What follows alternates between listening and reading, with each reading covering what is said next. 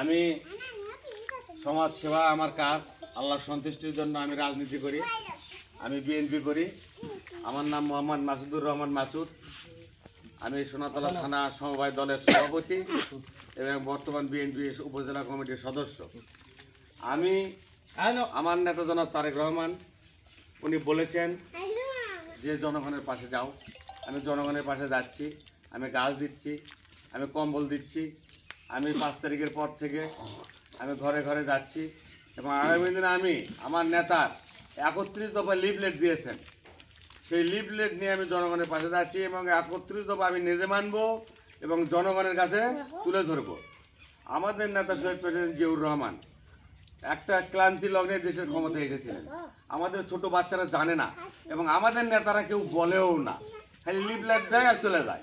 লিফলেটের মধ্যে কি আছে না আছে, কি জন্য লিফলেট, এগুলো কেউ কোনো কিছু বলে না।